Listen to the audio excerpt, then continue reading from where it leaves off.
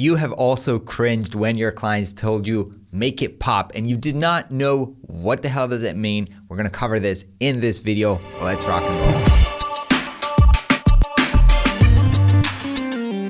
Hi designer friends, what is up? My name is Ron Segal and welcome back to Flux. If this is your first time here, then welcome. This is the best YouTube channel out there to learn how to become a designer and make a living as a designer. And today we're talking about the client's possibly ridiculous demand to make something more pop.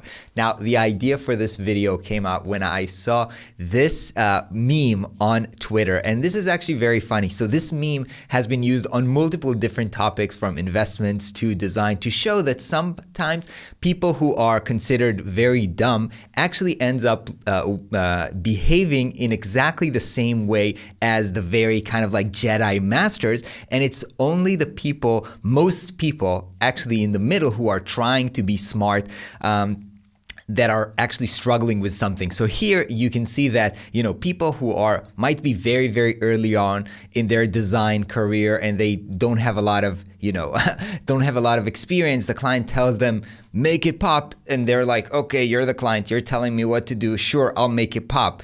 And most people, when they get a little bit of experience and a client comes with a demand that says something like, make it pop, then they're becoming very frustrated, right? They're saying, no, you can't just give me vague directions and expect me to design something great. And they become very, very frustrated. So why is it that Jedi mastered or like very experienced designers, when a client would come to them, they would actually also respond with, sure, I will make it pop.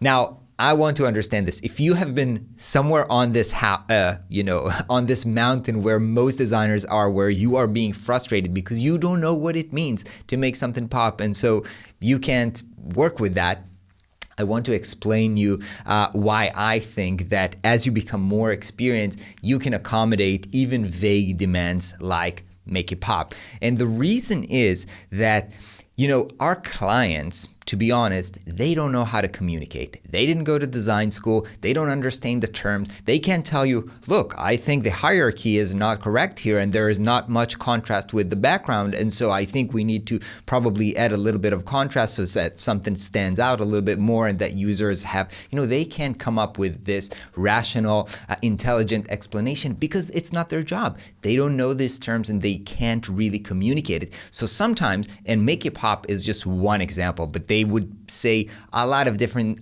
possibly annoying things like make the logo bigger, or I don't like green, or all of these kinds of remarks that you don't know what to do with them because it feels like they are uneducated. But the truth is, clients are not meant to be educated and it's not their role. And so if you are a professional designer, you know that it's your role to dive deep to understand what the client actually means when they're saying that. So if my clients would come up and say, make it pop, I would dive deep to understand what it means. Actually, by the way, make it pop is usually and actually a pretty simple demand. It usually means that something does not stand out enough. And that means that maybe it's a contrast thing, maybe it's a size thing. A lot of times it would come down to hierarchy. So actually, make it pop is a relatively easy demand to accommodate based on the fact that you know how to deal with hierarchy, right? Because obviously you can't make everything big, because if there's something else on the page that demands attention right now, maybe it's, a buy button or register to a newsletter or something else that grabs your attention, you can't have too many things grabbing attention. So again, it's your responsibility as a designer to understand how hierarchy work and how the attention of the user, and their attention works when they're visiting a website or reviewing any other design. But it is also your job to understand where they are coming from, what their demand is, and then communicate to them how we can accommodate that demand. Meaning, if somebody would come to me, hey, we need this, button, make this button pop. I can tell them, right, I can make this button way more noticeably by either making it bigger or more contrasting color or something like this. However, then it would be competing with this other thing, which we have considered the most important thing on the page.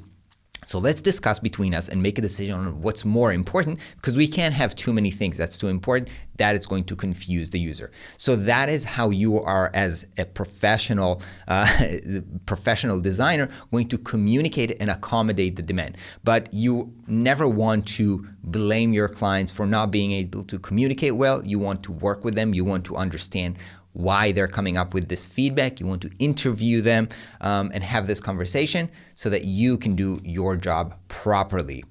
If you're not agreeing, let me know in the comments below. I would love to hear your opinion. If you want to become a professional designer, if you want to know how to articulate design decision to your clients, make sure you check our courses in the description below this video. And of course, if you like this video, make sure you like and subscribe. I'll see you on the next video. Peace out.